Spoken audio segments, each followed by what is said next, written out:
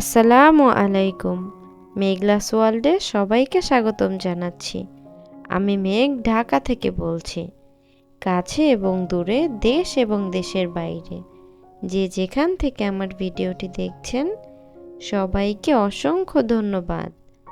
আশা করছি সবাই আল্লাহর রহমতে খুব ভালো আছেন। আলহামদুলিল্লাহ, আমরাও খুব ভালো আছি। তো আজকের ভিডিওটা হচ্ছে সকাল থেকে। বাসায় মেহমান আসার কথা ছিল, তো তারা আসেনি। তো আমার ননাসের ছেলে এসেছে, ও খাবার নিয়ে এসেছে। ইলিশ দিয়ে খিচুড়ি রান্না করেছিল ওর দাদির বাসায়। তো এটা আবার সিয়ার ভাইয়া নিয়ে এসেছে আমাদের জন্য। তো সেখান থেকেই ভিডিওটা শুরু করেছি। সকালে আর নাস্তা বানাইনি, কারণ খাবার নিয়ে এসেছিল খুব সকালেই। তো এটা দিয়ে আমরা খাবার খেয়ে নিয়েছি। তা আপনাদের ভাইয়া ইলিশ খায় না, মানে ইলিশ মাছ ভাজা ছাড়া অন্য কোনোভাবেই সে খায় না। তো এই জন্য আমি আর সিয়াই খেয়ে নিচ্ছিলাম। খিচুড়িটা মাশাআল্লাহ খুব ভালো হয়েছিল, কিন্তু কাটা অনেক বেশি ছিল, কারণ ইলিশ মাছ দিয়ে রান্না করেছে, কাটা থাকাটাই স্বাভাবিক।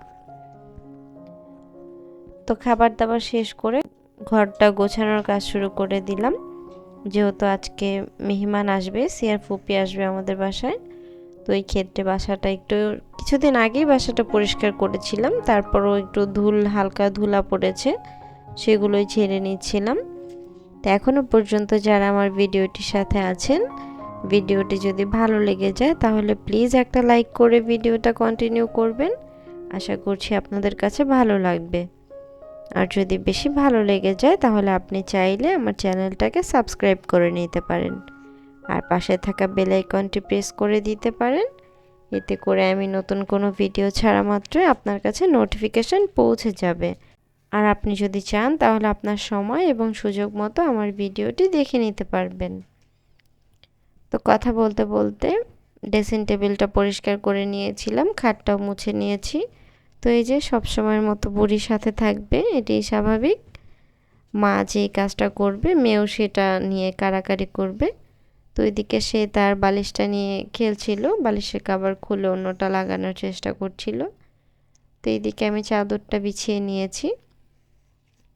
তো চাদরটা বিছানো শেষ করেছি, সেও কিন্তু সাথে সাথে খুব কাজ করেছে, চাদরটা ঠিক করাতে খুব সাহায্য করেছে। এখন বালিশগুলো রাখছিলাম, এখানেও সে সাহায্য করছিল।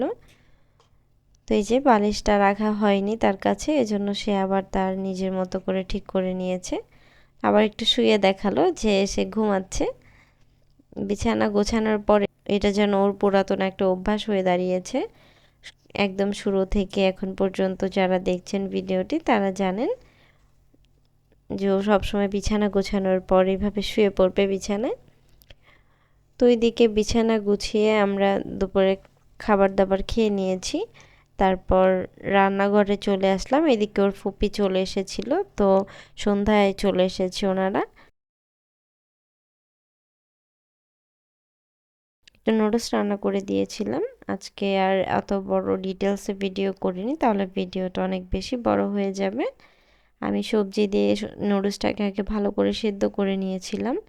তারপর কিছুটা মুরগির বুকের মাংস ছিল, সেটা দিয়ে নুডলসটা ভালো করে রান্না করে নিয়েছিলাম। তো এদিকে তাদেরকে খেতে দিয়ে দিয়েছি, ওরা খেয়ে নিচ্ছে। আর আমি রান্নাঘরে চলে আসলাম। আজকে বিরিয়ানি রান্না করব। আপনাদের ভাইয়া বলল যে তার বোন, মানে সিয়ার ফুপি সবার বাসায় খাওয়া দাওয়া করেছে, বড় ভাইয়াদের বাসায়ও গরুর মাংস, মুরগি, তারপরে হচ্ছে এমনি পোলাও ভাত সব কিছু খেয়েছে। যেখানে যেখানে গিয়েছে সবাই এগুলোই রান্না করেছে। তো বিরিয়ানিটা খাওয়া হয়নি, এজন্য ভাবলাম যে আমাদের বাসায় বিরিয়ানিটা রান্না করে দিই। আমার হাজব্যান্ড সবাই বলে যে আমার বিরিয়ানি রান্নাটা খুব বেশি মজা হয়। তো ওই ক্ষেত্রে আপনাদের ভাইয়া বলল যে তোমার বিরিয়ানিটা খুব বেশি মজা হয়, তুমি রান্না করো বিরিয়ানিটা। তারপর বিরিয়ানির জন্য আমি সব কিছু রেডি করে নিয়েছিলাম, আমি একে একে সব কিছু দিয়ে দিচ্ছিলাম। তো আজকে এমন একটা বিষয় যে সব সময় দেখবেন যে খাবারটা বেশি ভালো হবে, মেহমান যেদিন আসবে ওই দিনই খাবারটা একেবারে 12টা বেজে যাবে। আপনি যতই চেষ্টা করেন যে একেবারে পারফেক্ট আপনি খাবারটা রান্না করবেন, কোনো না কোনো ঝামেলা হয়েই থাকে। তো তো এরকম একটা সিচুয়েশনে আজকে আমাকেও পড়তে হয়েছে। আমি সবসময় যেভাবে রান্না করি সেভাবেই রান্না করেছিলাম, আর চালে পানি যতটুকু দিই আমি ততটুকুই দিয়েছি। কিন্তু কিভাবে যে কি হলো আমি নিজেও জানি না। অর্ধেকটা চাল সিদ্ধ হয়েছে, মানে আমি যে বলবো এক সাইড হয়েছে অন্য সাইড হয়নি তেমনটা না, যা নাড়াচাড়া ঠিক মতোই হয়েছে। কিন্তু কিছু চাল সিদ্ধ হয়েছে ফুটেছে, কিছু চাল ফুটেনি।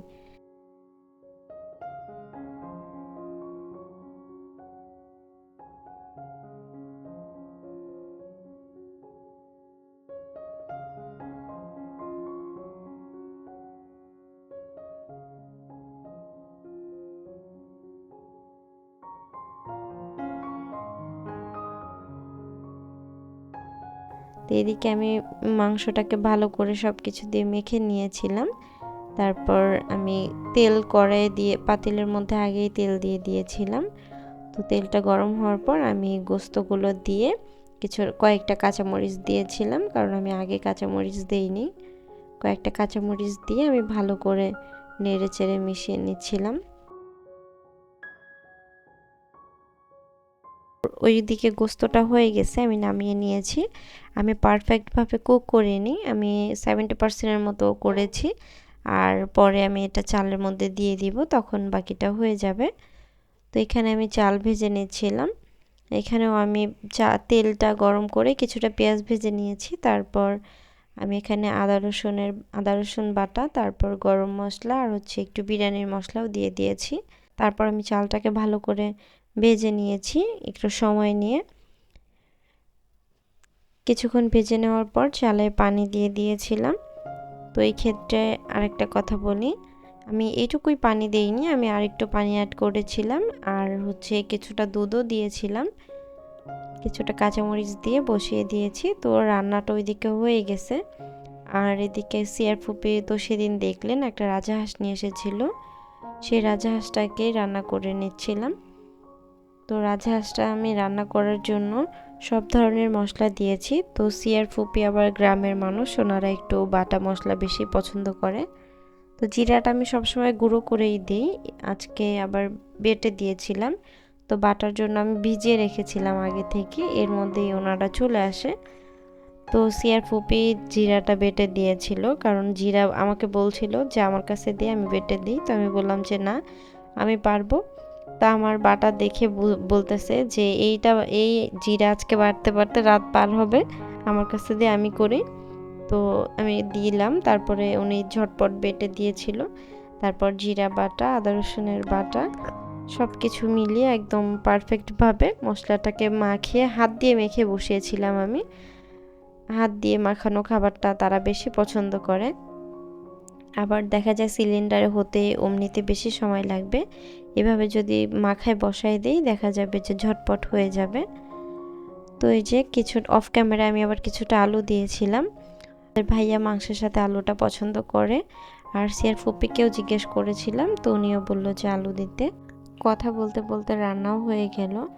তো আগেই ক্ষমা চেয়ে নিচ্ছি, আজকের ভিডিওটা একটু অগোছালো, সব জায়গা থেকে একটু একটু করে ভিডিও করেছিলাম, তো সেগুলোই শেয়ার করলাম আপনাদের সাথে। রান্না বান্না শেষ করে সিয়ার দাদির জন্য একটু খাবার দিয়ে দিয়েছি, আর আমরাও খেয়ে নিচ্ছিলাম। আজকের ভিডিওটা এই পর্যন্তই। সবার সুস্বাস্থ্য কামনা করে এখানেই বিদায় নিচ্ছি। আল্লাহ হাফেজ, আসসালামু আলাইকুম।